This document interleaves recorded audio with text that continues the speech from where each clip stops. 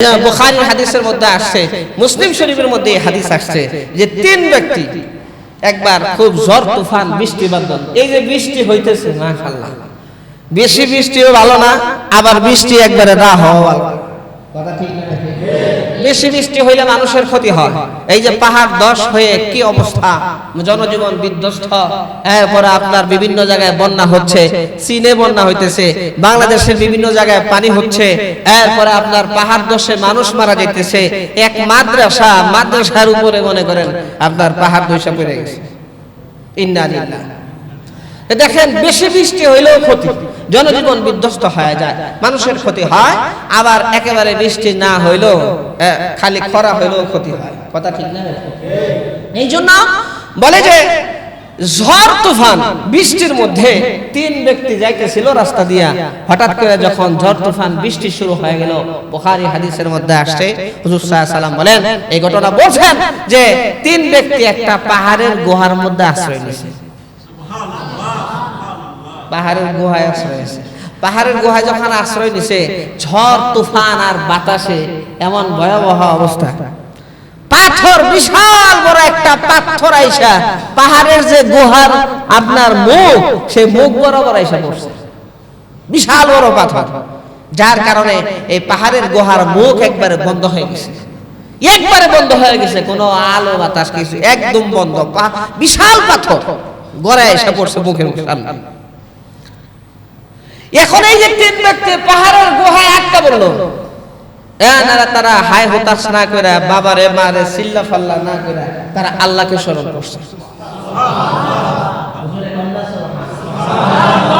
আমরা তো পেরেশান হয়ে যাই, পেরেশানির ছুটে আল্লাহর নাম ভুলে যাই। সাহাবায়ে কেরামদের অভ্যাস ছিল পেরেশানি আসলে নামাজে দাঁড়ায় যেতেন, টেনশন আসলে নামাজে দাঁড়ায়, বিপদ আসলে নামাজে দাঁড়ায়। ওয়াস্তাঈনু বিস-সাবরি ওয়াস-সালাহ, তোমরা ধৈর্য আর নামাজের মাধ্যমে আল্লাহর কাছে সাহায্য চাও। টেনশন নামাজে দাঁড়ায় যাও, বলে যে যেই সমস্যা আসে না কেন নামাজে দাঁড়ায়, নামাজের মাধ্যমে আল্লাহর কাছে সাহায্য চাও, ধৈর্যের মাধ্যমে আল্লাহর কাছে সাহায্য চাও। আল্লাহ খালি আমারে দেখলো আর মানুষ চোখে দেয় না, নাউজুবিল্লাহ কোন না, ঈমান থাকবো, আল্লাহরে দোষ দিলে ঈমান থাকবো, দোষ যে নিজের এটার খবর নাই, খালি আল্লাহরে দোষে।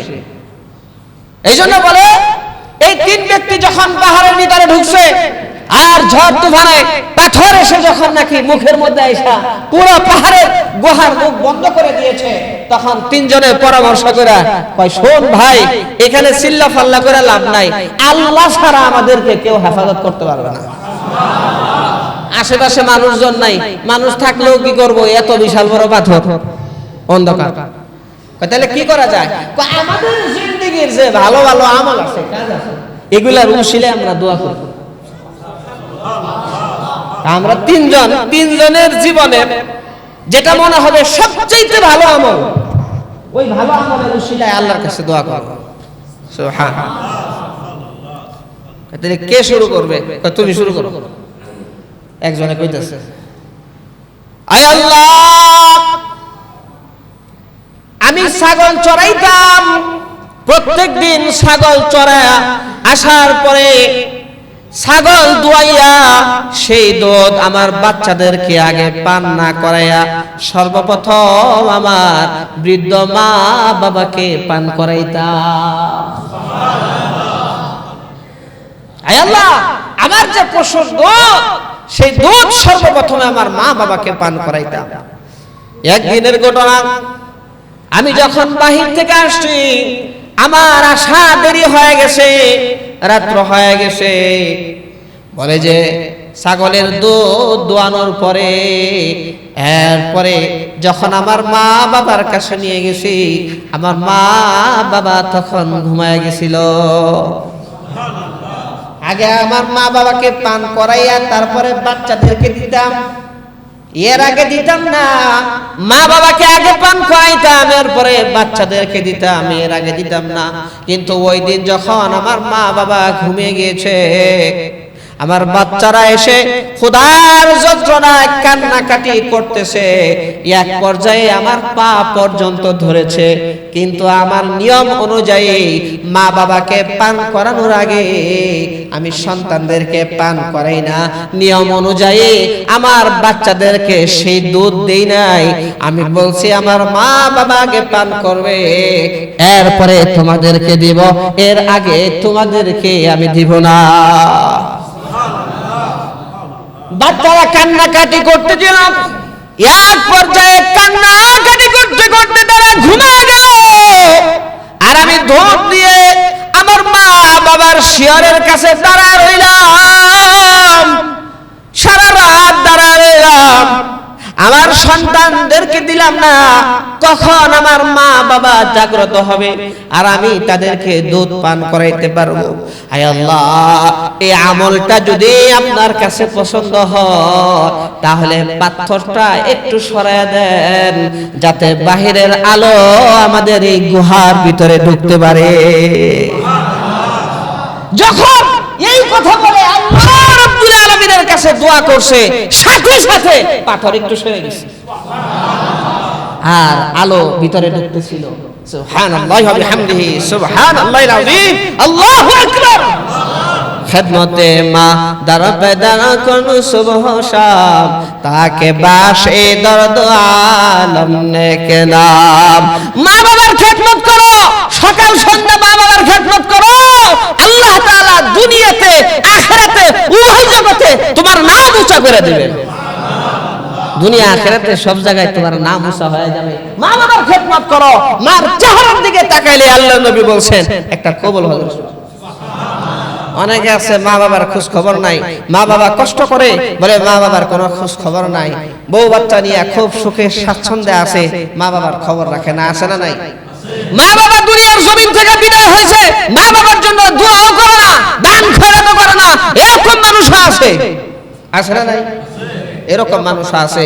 এই জন্য মা বাবা খুশি, আল্লাহ খুশি। মা বাবা বেজার, আল্লাহ বেজার।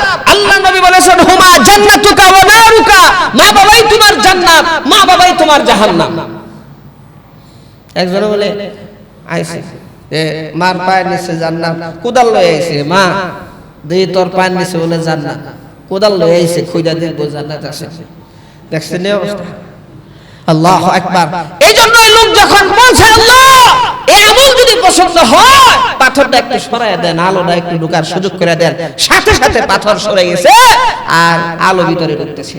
সুবহানাল্লাহ। কয় ভাই আমি তো দোয়া করলাম, এখন আপনি কোন, আপনি বলেন। আরেকজনে বলতেছে রব্বুল আলামিন, আমার এক চাচাতো বোন ছিল, সুন্দরী ছিল, অন্যান্য মানুষের মতো আমি তার উপর আশিক ছিলাম, তার প্রেমে পাগল ছিলাম। তাকে অনেকবার বলছি কিন্তু সে কখনো আমাকে গ্রহণ করে নাই, অ্যাকসেপ্ট করে নাই।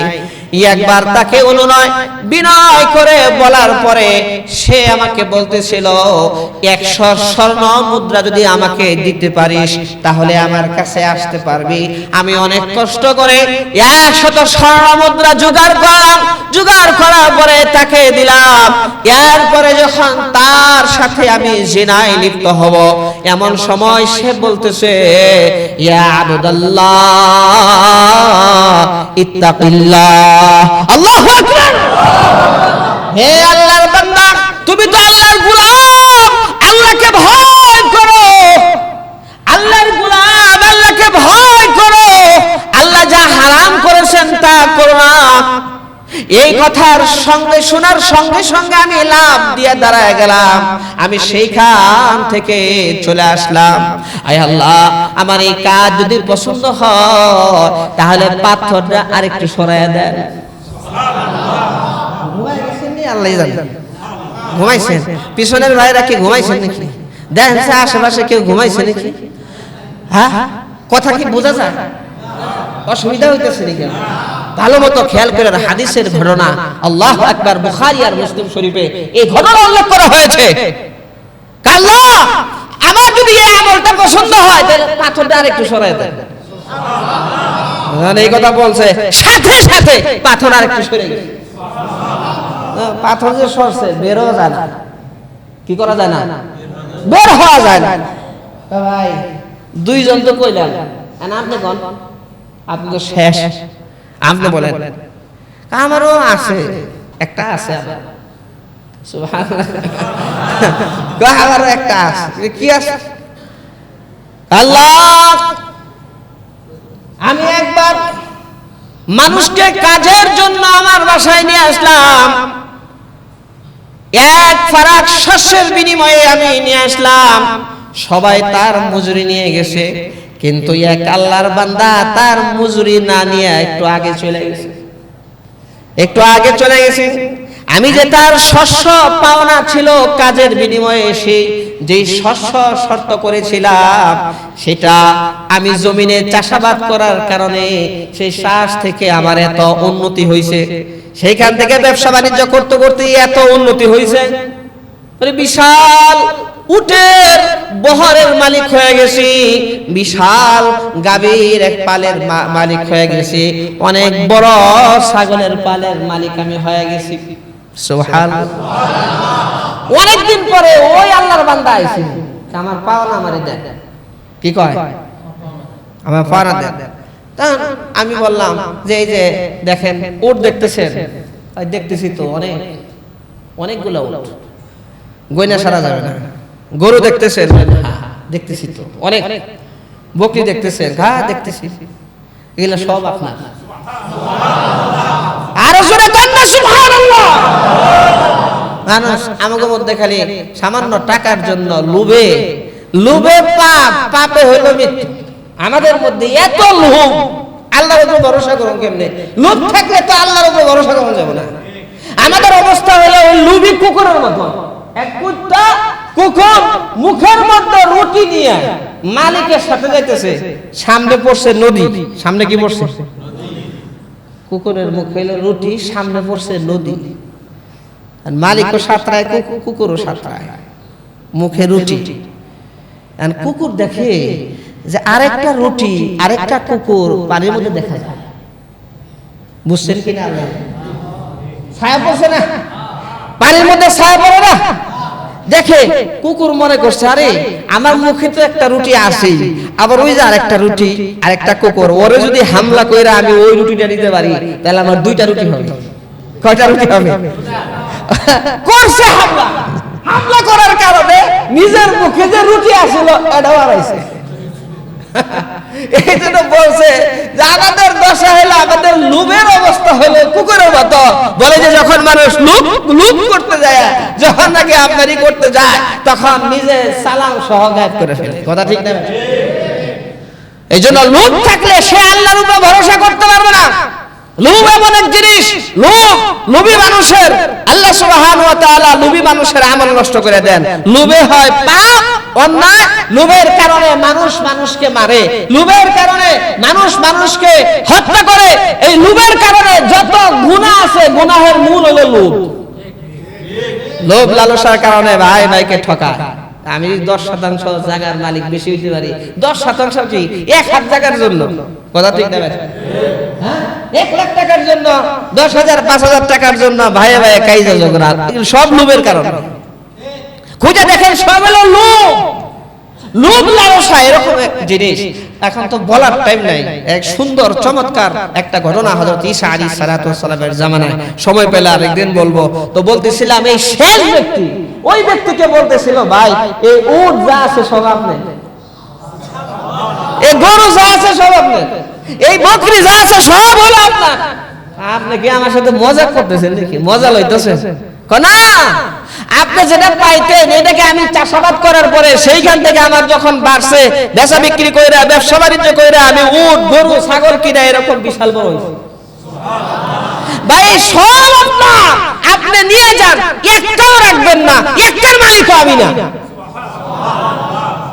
কেমন মানুষ চিন্তা করেন, আগের মানুষ কেমন ছিল, এই সব তাকে দিয়ে দিছে। বলতেছে আল্লাহ এই আমল যদি পছন্দ হয়, পাথর যা যতটুকু সামনে আছে সরায় দেন। সাথে সাথে আল্লাহ সুবহানাহু ওয়া তাআলা পাথর সরায় দিয়েছে। এই জন্য বলে নেক কাজের উসিলায় আল্লাহ তাআলার কাছে দোয়া করো। যে ব্যক্তি নেক আমল করে, ভালো ভালো কাজ করে, আল্লাহ আল্লাহ খুশি হন, আল্লাহ তাআলা তার সমস্ত বিপদ আপদ থেকে আল্লাহ নিজে হেফাজত করেন। এরকম হাদিসের মধ্যে আরো ঘটনা আসছে, এক ব্যক্তি জমিন কিনছে, জমিন